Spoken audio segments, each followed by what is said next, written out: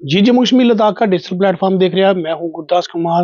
आपको बता दें कि जम्मू कश्मीर में सियासत को लेकर अगर बात करेंगे, हाल ही में जो है कि जम्मू कश्मीर बीजेपी के विधायकों द्वारा जो है कि नेशनल कॉन्फ्रेंस के खिलाफ जो है वो जोरदार प्रदर्शन किया है। सेक्टर गिरोह को लेकर जो है कि ये अभियान चलाया गया था। हालाँकि उनकी तरफ से ये कहा गया है कि अभी तो हमने जम्मू में जो है कि ये प्रदर्शन किया गया है। आगे आने वाले दिनों में अगर 9 सितंबर के बाद अगर वहाँ पर असेंबली सेक्शन जो अगर स्टार्ट होता है, तो तब भी जो है कि उमर अब्दुल्ला सरकार का जो है वो गिराव किया जाएगा।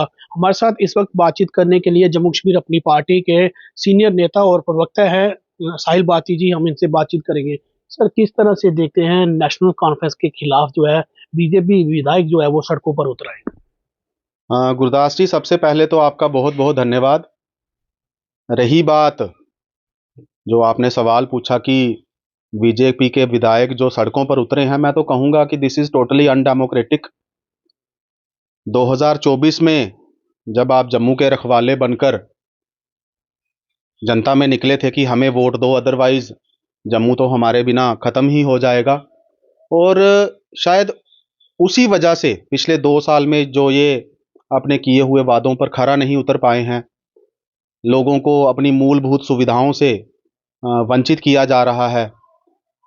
पीने का पानी हो गया, बिजली हो गई, सड़कों की बुरी हालत है, गलियाँ-नालियाँ देख लीजिए। और शायद मैं तो ये कहूँगा कि ये सब चीज़ें तो एक प्लान्ड तरीके से बिल्कुल स्मूथ तरीके से चलनी चाहिए, जबकि सरकार चुनने के बाद भी जम्मू से ये 29 लोग जब जीत कर आए, तो उसका ये सब होने के बावजूद भी आज भी जम्मू के लोग हैं जो वो सफ़र कर रहे हैं, मूलभूत सुविधाओं से उनको वंचित किया जा रहा है। चाहे आप कोई भी विधानसभा उठाकर देख लीजिए, सड़कों की बुरी हालत है, पीने के पानी को लेकर बहुत किल्लत आ रही है, बिजली को लेकर बहुत किल्लत आ रही है, और ऐसी छोटी-छोटी बहुत सारे इश्यूज़ हैं। डेवलपमेंट को लेकर कोई इनकी तरफ से नई स्कीम देखने को नहीं मिल रही है। अनएम्प्लॉयड यूथ को दोबारा ट्रैक पर लाने के लिए कोई ऐसी योजना नहीं बनाई जा रही है। मैं तो ये कहूँगा कि शायद आज जो इन्होंने ये कल परसों जो घेराव किया, मेरी नज़र में तो ये सिर्फ़ यही था कि जनता को असली मुद्दे से, जो जनता पिछले 2 सालों में समझ रही है कि ये बीजेपी के विधायक जो बेसिक चीज़ें कवर करने में असफल रहे हैं, जनता को उस मुद्दे से भटकाने के लिए, जनता की नज़र से वो चीज़ें निकालने के लिए, जनता का एक किस्म से आई वॉश करने के लिए जो इन्होंने घेराव किया, शायद वो इसीलिए किया कि जनता जो अब जागरूक हो रही थी, in spite of being elected MLA, ये अपनी अ, पावर्स को इस्तेमाल करने में कहीं न कहीं पीछे रह गए। अपनी जो इन्होंने सेवाएँ जनता के प्रति देनी चाहिए थी, वो सेवाएँ ये सही तरीके से नहीं दे पाए, तो मैं कहूँगा कि ये बिल्कुल अनडेमोक्रेटिक था। आप चुने हुए विधायक हैं, तो अगर आप ही सड़कों पर उतरेंगे, तो एक आम नागरिक जो है वो किससे उम्मीद रखेगा कि भई उनका काम, उनकी जो उम्मीदें आपके साथ जुड़ी हुई हैं, वो फिर कैसे पूरी होंगी? तो एक बार फिर मैं यही कहूँगा कि ये जो घेराव इन्होंने किया, जो सड़कों पर उतर कर इन्होंने प्रदर्शन किया, और आपने देखा कि it was a very weak show. बहुत ही कम तादाद में इनके आप कार्यकर्ता कह लें, जहाँ एक आम जनमानस तो शायद वहाँ गया ही नहीं होगा, क्योंकि आज एक आम जनमानस समझ रहा है कि सही क्या है और गलत क्या है।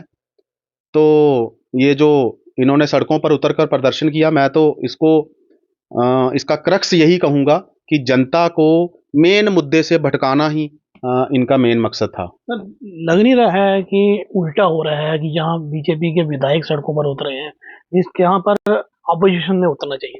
देखिए, मैंने पहले ही कहा कि this is totally undemocratic. Democracy में जब आप चुनकर आते हैं, जब जनता आपको चुनती है, तो आपका काम है जनता की सेवा करना, आपका काम है जनता को अपने किए हुए वादों को पूरा करना, आपका काम है जनता के लिए डिलीवर करके दिखाना। और बीइंग इन ऑपोजिशन, ऑपोजिशन का काम है कि वो काम जो नहीं हो रहे हैं, उनके लिए सड़कों पर उतरना, उनके लिए सड़कों पर हाय-हाय करना, ताकि वो चीज़ें जो हैं, वो चुने हुए प्रतिनिधियों की नज़रों में आएँ और जनता के काम हों। मकसद दोनों का सेम है। जो चुना हुआ है वो भी जनता की सेवा करना चाहता है, और जो ऑपोजिशन में है वो भी जनता के ही मुद्दे जो है उनको उजागर करता है, ताकि वो भी काम जो हैं जनता के वो जल्द से जल्द हो जाएँ। तो ये आपके सवाल से मैं बिल्कुल सहमत हूँ पर कि बीजेपी की तरफ से तो ये कहा जाता है हम तो जनता के मुद्दों को लेकर सड़कों पर उतरे हैं। जो अमर अब्दुल्ला सरकार ने वायदे किए थे, जो उनकी मैनिफेस्टो में वायदे हुए थे, वो वायदे जो है वो कहीं ना कहीं पूरे नहीं हुए। देखिए, अगर मैं एनसी कांग्रेस की सरकार की भी बात करूं और चुने हुए 29 बीजेपी के विधायकों की भी बात करूं तो ये एक प्लान्ड तरीके से चल रहे हैं। जैसे फुटबॉल का मैच होता है, कभी बॉल उनके पाले में जा रही है और कभी वही बॉल जो है उनके पाले में जा रही है। अगर मैं एनसी कांग्रेस सरकार की भी बात करूं तो जनाब आप भी देखिए कि जब चुनाव था इन्होंने बड़े-बड़े वादे लोगों के साथ किए। 200 यूनिट बिजली, आज उसमें भी स्टार कंडीशन लग गई। तब तो नहीं कहा था कि हम सिर्फ एएवाई वालों को ही 200 यूनिट बिजली देंगे। इन्होंने अनएम्प्लॉयड यूथ को कवर करने के लिए कहा था कि हम आने वाले 2-3 महीनों में ही 1 लाख नौकरी जो है वो अपने जम्मू कश्मीर के यूथ को देंगे। कहाँ गई आज वो नौकरियां? इन्होंने 10 किलो राशन की बात की थी, कहाँ है वो राशन की बात? इन्होंने सबसे बड़ा मुद्दा जो था कि डेली वेजर्स को इन्होंने कहा था कि हम पक्का करेंगे, आज उनकी तरफ कोई देख ही नहीं रहा है। आज जब इनके जो चुने हुए नुमाइंदे हैं उनसे पूछा जाए तो ये कहते हैं जनाब हमारे पास स्टेट नहीं है, we are in a UT और यहाँ पर हमें काम नहीं करने दिया जा रहा है। तो मैं आपके माध्यम से इनसे ये चीज पूछना चाहूंगा कि जब आपने चुनाव लड़ा उस दिन भी आपको पता था कि आप यूटी में चुनाव लड़ रहे हैं, ना कि स्टेट में चुनाव लड़ रहे हैं। उस दिन भी आपको पता था कि यहां पर एलजी साहब ही यूटी के कैप्टन रहेंगे और मुख्यमंत्री साहब जो हैं वो वाइस कैप्टन बनेंगे। तो उस दिन आपने ये चीज क्यों नहीं सोची? उस दिन आपने चुनाव लड़ने से मना क्यों नहीं किया कि भाई जब तक हमें स्टेट नहीं आएगी तब तक हम चुनाव नहीं लड़ेंगे? कहीं ना कहीं जनता के साथ, चाहे नेशनल कॉन्फ्रेंस कांग्रेस की सरकार है, चाहे भाजपा के 29 चुने हुए विधायक हैं। अगर मैं भाजपा के 29 विधायकों की बात करूं जनाब, 2014 में सेंटर में इनकी सरकार है, यहां पर एलजी साहब इनके बैठे हुए हैं। ये क्यों नहीं जनता के जो मुद्दे हैं उनको कवर कर पा रहे? ये क्यों नहीं जनता की जो बेसिक फैसिलिटीज हैं, जो बेसिक उनके मुद्दे हैं, उनको क्यों नहीं कवर कर पा रहे? सिर्फ एक हेड एंड टेल की तरह चल रहा है। वो उस पर इल्जाम लगाता है, वो उस पर इल्जाम लगाता है। लेकिन मैं आपके माध्यम से ये कहना चाहूंगा, जहां पर इनका सेल्फ इंटरेस्ट है वो सभी काम हो रहे हैं। जहां पर इनकी अपनी आप कह लें, जहां पर इनकी अपनी बेसिक फैसिलिटीज की बात है, जहां पर इनका अपना इंटरेस्ट छुपा हुआ है, वो सारे काम हो रहे हैं। लेकिन जब जनता का कोई काम करना है, चाहे कोई गली बनानी है, कोई नाली बनानी है, कोई और एम्प्लॉयमेंट स्कीम लानी है, कोई और बेसिक फैसिलिटीज लोगों को देनी है, तो तब ये कहते हैं जनाब हमारे पास तो फंड ही नहीं है। जहां तब भाजपा वाले कह देते हैं जनाब सरकार तो बीजेपी कांग्रेस की है, और सॉरी, तब भाजपा वाले कह देते हैं कि सरकार तो नेशनल कॉन्फ्रेंस और कांग्रेस की है, और अगर उनके पास जाओ तो वो कहते हैं जनाब सरकार तो यहाँ पर हमारी है, लेकिन एलजी साहब हमें काम नहीं करने देते। तो कहीं ना कहीं जनता के साथ ये जो तोल मोल किया जा रहा है उसका सबसे बड़ा खमियाजा हमारे आम जनमानस को भुगतना पड़ रहा है। आप बाहर निकलें, सड़कों की हालत देखें, इतने बड़े बड़े खड्डे। अगर मैं अपनी विधानसभा की बात करूं, आप वो भी देख लें, और चाहे आप बेसिक जम्मू कश्मीर में भी घूम के देख लें, सड़कों की बुरी हालत है। बिजली के नाम पर आज 5-5, 6-6 हजार लोगों को बिल आ रहा है। जब स्मार्ट मीटर लगे थे, आपको याद होगा, इन्होंने कहा था यू विल गेट 24/7 लाइट।